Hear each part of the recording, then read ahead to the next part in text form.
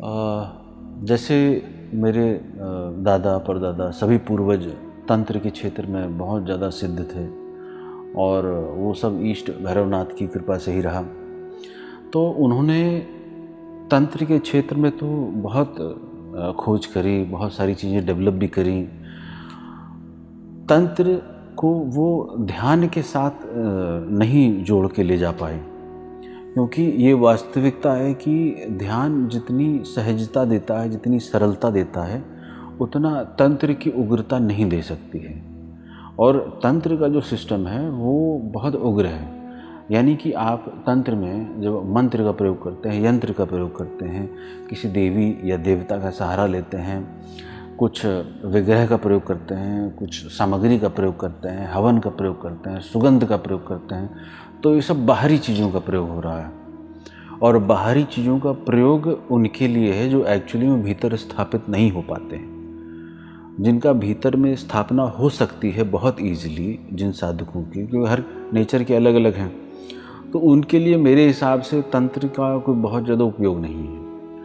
लेकिन वो लोग जो तंत्र को समझना चाहते हैं और जो तंत्र के क्षेत्र में डूब के जानना चाहते हैं कि तंत्र कहाँ छूता है, उनके लिए तंत्र ज़रूरी है। तो मैंने जब प्रारंभ किया था तो मैंने जो मेरे दादाजी की हस्तलिखित पुस्तकें थी तंत्र संबंधित, चाहे वो गायत्री से रिलेटेड हो, चाहे वो आपका बगलामुखी हो, काली हो, भैरव हो, गणेश हो, इनसे संबंधित जो तंत्र की गूढ़ पुस्तकें जो उनकी हाथ की लिखी हुई थी, उनको जब मैंने पढ़ना शुरू करा बाल्यकाल से, तो शुरुआत में तो नहीं समझ में आता था। तो जो थोड़ा बहुत उस समय की बुद्धि के हिसाब से समझ में आता था वो करता रहता था, और अनायास ही उन मंत्रों के हिसाब से, क्योंकि जेनेटिकली था, रिलेटेड था पितरों से, तो उसने वो स्पार्क किए भीतर। और जब उन्होंने स्पार्क किए तो सुप्तावस्था में जो चीज़ें, शक्तियाँ जो पड़ी हुई थी, वो स्वतः ही जागृत हुई। जैसे कान से संबंधित कुछ शक्तियाँ हो गई, बुद्धि से संबंधित, अनाहत से संबंधित, ये जो चीज़ें हैं ये जागृत हुई। और उन शक्तियों के जागृत या उन केंद्रों के जागृत होने के कारण मुझे ऑटोमेटिकली बाहर जो व्यवस्था मिली, यानी पुस्तकें जो और मिली और जो गुरुओं का सानिध्य मिला, वो उनके सपोर्ट से मिला। और जैसे जैसे मैं इन सबको अपने प्रैक्टिस में लाता चला गया, अनायास ही, मुझे कोई फॉर्मेट नहीं पता था कि इस तरीके से बैठना है, इस तरीके से जाप करना है, तो धीरे धीरे उसमें मुझे फिर ध्यान की चीज़ें भी मिलना शुरू हो गई। तो मुझे ध्यान ज़्यादा स्पर्श कर पा रहा था बजाय मंत्र के, क्योंकि मंत्र या तंत्र का जो सिस्टम था वो बिना किसी गुरु सानिध्य के होगा ही नहीं, कभी नहीं होगा। और जो उस सिस्टम में घुसेगा उसकी विकृति बहुत ज़्यादा हो जाती है, उसमें डाउनग्रेडिंग बहुत ज़्यादा हो जाती है, क्योंकि वो तंत्र का सिस्टम है वो बहुत तेज़ी से ऊपर उठाता है। और कलयुग में जिस समय इतना ज़्यादा जोर है कलयुग का, उस समय जो बहुत सॉफ्ट चीज़ है यानी ध्यान, तो ध्यान की प्रैक्टिस आपको स्लोली ले जाती है, तंत्र बहुत तीव्र गति से ले जाता है। तो तंत्र क्या करता है, जितनी तेज़ ले जाता है उतनी तेज़ी से गिरा भी सकता है। तो वो तंत्र जब तक कोई मास्टर नहीं है, कोई गाइड नहीं है, तब तक उसको स्पर्श नहीं करना चाहिए। तो मुझे ये भी बात नहीं पता थी कि ऐसे नहीं करना चाहिए, लेकिन फिर भी मैं करता रहा। तो ध्यान मुझे करता था स्पर्श, तो ध्यान की अलग अलग विधियों को मैं करता रहा पुस्तकों से पढ़ के। और जब उनको मैं करता चला गया और इधर मैं मंत्र भी साइड में कर रहा था, तो फोर्स में मेरे जो है ध्यान ही उतर पाया। और ध्यान से बहुत डीप खोज करी मैंने, बहुत डीप चलता चला गया। और उसमें ऐसा भी नहीं कर रहा था कि मैं आजकल में, जैसे क्या होता है, गुरु के पास जाते हैं तो वो ध्यान बताते हैं, ध्यान सिखाते हैं, इतना ज़्यादा इंटरनेट और पुस्तकों में पढ़ा हुआ है तो उनको पता हो जाता है कि चलो ये कुंडलिनी जागृत हो रही है, चलो ये वाला चक्र जागृत हो रहा है, या ये मेरा दृष्टा जागृत होता है तो ऐसा हो जाएगा। मुझे ये भी नहीं पता, तो वो अननोइंगली हो रहा था। तो जो अननोइंगली और अज्ञात रूप से हो रहा था वो बड़ा नेचुरल हो रहा था। तो उसने अपनी स्थापना बड़ी बहुत अच्छे कदम, बहुत ठोस कदम रख के करी कि उसमें कहीं भी मैं गिरा नहीं, क्योंकि उसने चित्त पे स्थान बना लिया बजाय बुद्धि के। तो जब ये ध्यान में करता चला गया तो एक समय बाद जो बहुत जागृति के जो अनुभव होते हैं, जिसमें चेतना जागृत होती है, मैं कौन हूँ, मेरा शरीर कौन है, ये जगत क्या है, मिथ्या क्या है, सत्य क्या है, अज्ञान क्या है, अंधकार क्या है, इन सब के जो प्रश्न थे सब जब गिर गए और जिस दिन मुझे उस तत्व की उपलब्धि हुई कह लीजिए, या आभास हुआ कह लीजिए, या वो अनुभूति हुई, उसके बाद मैंने तंत्र का जो डिस्ट्रैक्टेड फॉर्म था, जिसको मैंने टूटा फूटा जो सीखा था, उसको मैंने फॉर्मली सीखना शुरू करा परंपराओं से, नाथ, कौलिक, कपालिक, वैदिक, इन सुलेमानी, इन तरीक़ों से। तो जब इनमें जब सीखना शुरू करा तो मेरी सजगता इतनी ज़्यादा थी, जागृति इतनी ज़्यादा थी कि इसमें गिरने के चांसेस मेरे बिल्कुल नहीं थे। तो जब मैं इसमें करता चला गया तंत्र में, अलग अलग संप्रदाय में, तो वो जो साधक उसमें थे उनकी मनोदशा को भी मैं देख रहा था, क्योंकि वहाँ पर कोई आता था तो वो कुछ अर्जित करने के लिए आता था, सिद्धि प्राप्त करने के लिए। तो वहाँ कोई मुक्ति प्राप्ति तो मुझे कोई भी नहीं मिला। हालांकि जो बहुत अच्छे गुरु जो मिले, उनकी जो गति थी, वो चाहे देवी के उपासक हों चाहे देव के उपासक हों, उनकी गति बहुत ऊपर की थी। यानी कि अगर एक स्टेप और उन्होंने ले लिया, चाहे ध्यान के माध्यम से ही, तो फिर वो छलांग लगा जाएंगे अंतिम। ऐसे ऐसे गुरु की भी मुझे सानिध्य प्राप्त हुआ। तो उसमें मैंने देखा कि तंत्र में अगर कहानियाँ बनी हुई हैं तो वो कहानियाँ पढ़ के ही तंत्र में आ रहे हैं कि मैं सो कॉल्ड समाज का ठेकेदार बन जाऊंगा और समाज कल्याण करूंगा, लोगों का भूत प्रेत उतारूंगा, या बड़ा इजी हो जाएगा, मैं ध्यान कराऊंगा तो बड़ा इजी अर्निंग सोर्स हो जाएगा, कोई मेहनत नहीं करनी पड़ेगी। तो लोग के अंदर यही रहता है कि कुछ भी पेन ना हो और गेन बहुत सारा हो जाए। तो वो चीज़, वो सारी मनोदशाओं को मैंने देखा भी, और जब उनसे होता हुआ मैं जाता था तो मैं देखता था कि इस तंत्र फील्ड में कितना ज़्यादा निकृष्टता है। वो तंत्र मैं ये भी देखता था कि वो जो ध्यान ले जाता है वो तंत्र भी ले जाता है, लेकिन वो हर किसी को नहीं ले जा पाएगा। पहली बात, जो उसमें तंत्र में आ रहा है उसका उद्देश्य वो नहीं है। वो क्या करना चाह रहा है, मुझे काली मिल जाए, मुझे बगलामुखी मिल जाए, मुझे छिन्ना मिल जाए, मुझे दर्शन हो जाए, मुझे साक्षात्कार हो जाए। मतलब ये क्षुद्र चीज़ें, इससे ऊपर के उठने की स्थिति उसकी है ही नहीं, क्योंकि उसको किसी ने बताया नहीं, कोई प्रलोभन किताबों में ऐसा है नहीं, और अगर है भी तो वो देख नहीं पाता है। वो सिर्फ बाहरी प्रलोभन को देखता है कि अगर ये सिद्ध हो जाएगा तो मैं उसकी ऐसी तैसी कर दूंगा, ये सिद्ध हो जाएगा तो ऊपर से बारिश हो जाएगी अशर्फियों की। ये प्रलोभन में अटका रह जाता है। लिखा उसमें है, शॉर्टकट्स में लिखा हुआ है और छुपे हुए शब्दों में लिखा हुआ है कि अगर ऐसा करोगे तो आपको परम ज्ञान मिलेगा, ब्रह्म ज्ञान मिल जाएगा।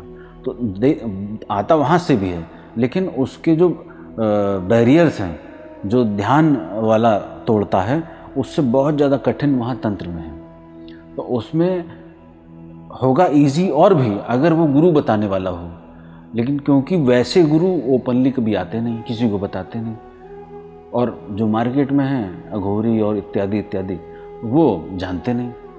और ऐसा कोई प्यासा पिपासु अगर उनके पास चला जाए तो उसको डेवलप होने नहीं देते। क्यों? क्योंकि उसकी यात्रा उससे आगे की जा रही है, उस गुरु से भी आगे की जा रही है। तो वो चाहता नहीं कि कोई अच्छा साधक मेरे से भी आगे चला जाए। उसको लगता है कि मेरे ही नीचे बैठा रहे तो लोग आकर्षित होंगे, अरे बड़ा अच्छा साधक है तो गुरु भी अच्छा होगा। तो वो उल्टा सोचते हैं, जबकि होना ऐसा चाहिए कि साधक बहुत अच्छा हो और वो बहुत नाम करे, तो उससे आकर्षित होकर उस गुरु के पास भी लोग आएँ कि हाँ ये साधक बहुत अच्छा है, चलो उसके गुरु खोजते हैं, उसी से कुछ सीखा होगा। तो मैंने ये देखा कि अगर ये साधक जो तंत्र में जा रहे हैं, इनका उद्देश्य उस तंत्र की शक्ति, सिद्धि, उपलब्धि, दर्शन, साक्षात्कार, काम करवाना, इन सब से ऊपर अगर चला जाए तो इनके लिए सहायक हो जाएगा। लेकिन क्योंकि वो जा ही नहीं सकते हैं, और क्योंकि आत्मा तो अज्ञान से भरी पड़ी है, वो अज्ञान ही देखेगी। तो अगर वो लोग मेरी बात सुन के या किसी संत की बात सुन के तंत्र में भी अगर जा रहे हैं, उसको समझने के लिए, तंत्र में उस चीज़ की प्राप्ति है तो नहीं, वो तो प्राप्त होगा ही, वो तो ध्यान में भी प्राप्त हो जाएगा, वो नाम से प्राप्त नहीं होगा। भाई आप किसी तंत्र में, मान लीजिए कर्ण पिशाचिनी है या कोई भी हम जो शक्ति कराते हैं किसी दूसरे के बारे में जानने वाली, या और कोई भी रहस्य जानने वाली, तो वो तो ध्यान में भी हो जाएगा। लेकिन ध्यान में क्या है, स्लो प्रोसेस। और ध्यान में आपको ये नहीं बोला जाता कि आपको वो शक्ति मिलेगी तो इसलिए ध्यान करो। और अब मार्केट में ऐसा भी ट्रेंड आ गया है कि ध्यान को भी उन्होंने इन्हीं सब चीज़ों में फंसा के रख दिया है कि ध्यान करो तो वो वाली चक्र जागृत हो जाएगा, अब वो वाले चक्र पे ध्यान करो। तो उन्होंने भी इन सब चीज़ों को फंसा के रख दिया है कि ऐसा ऐसा हो जाएगा तो याददाश्त बढ़ जाएगी, तो ध्यान उसके लिए तो नहीं होता है। तो ध्यान में भी वैसी ही विकृति डाल रखी है। लेकिन ध्यान फिर भी उन लोगों को जो तंत्र में हैं उनको एक सजगता देती है, एक दृष्टा भाव जागृत करके देती है, प्रज्ञा जागृत करके देती है कि वो उसमें इन्वॉल्व ना होके बाहर होकर देखें कि जिस चीज़ को वो कर रहे हैं, जिस क्रिया को कर रहे हैं, जिस संप्रदाय में वो हैं, जिस गुरु के सानिध्य में हैं, किसी भी देवी या देव को पूज रहे हैं, कुछ भी कर्म कांड कर रहे हैं, तो उसमें थोड़ा सा पीछे हट के देखें कि ये जो कर रहे हैं ये कहीं उनकी जो अंदर की भावनाएं हैं, जो उनके मन के विकार हैं, ये कहीं उसी के धक्के से तो नहीं जा रहे हैं। और जब वो उसके धक्के से जा रहे हैं और अगर वो समझ लें कि मैं अपनी जो मन के विकार हैं, मन के जो अहंकार हैं, कल्पनाएं हैं, स्वप्न हैं, जो पढ़ पढ़ के सुन के आया है, उसी के धक्के से जा रहा हूँ, तो फिर उसको सजग होने की आवश्यकता है। तो इसीलिए हम लोग तंत्र और ध्यान को साथ लेके चल रहे हैं, क्योंकि तंत्र में फोर्स रहता है, जल्दी रहता है, और ध्यान में सजगता रहती है कि गिरने नहीं देगा। और तंत्र में क्या, एक बार गिर गया तो फंस जाता है और फिर उसका अहंकार उसको स्वीकार नहीं करने देता है कि मैंने गलत किया, मैं मान ही नहीं सकता हूँ कि काली होती है, नहीं होती है, वो मर भी सकती है, कि मेरी सिर्फ कल्पनाएं हैं। तो ऐसा हमने रामकृष्ण परमहंस के केस में देख ही लिया। तो मैं अपने प्रोफेसर साहब से एक दिन बात भी कर रहा था कि लोग मेरे पास आते हैं कि मुझे काली सिद्धि करनी है, और बाहर जाके कह रहे होते हैं कि मेरे को काली सिद्ध है। तो ऐसे दोगले लोगों का किसी भी शक्ति या किसी भी ध्यान के उसमें कभी कुछ भला नहीं हो सकता है, क्योंकि वो अंदर से ही साफ नहीं है ना। साफ हृदय वाला ही इस आध्यात्म में आगे बढ़ सकता है।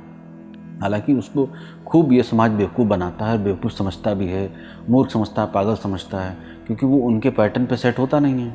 और वो अगर उनके पैटर्न पे सेट नहीं होता है तो वो साधक इतना अबोध होता है कि उसको दुखी भी हो, अंदर दुखी भी होता है कि मैं इनके जैसा क्यों नहीं हूँ।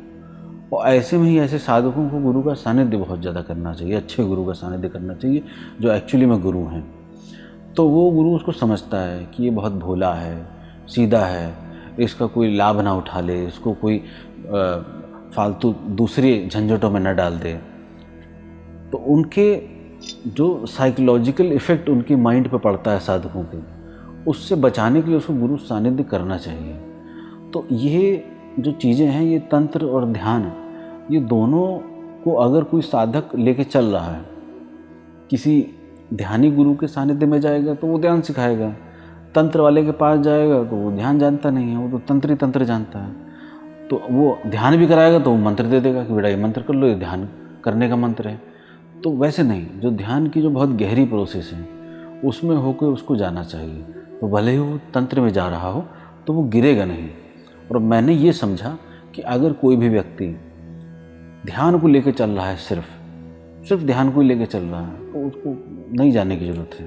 तंत्र में मतलब ही नहीं ना भाई, आपको जो एंड रिजल्ट से उससे मतलब है।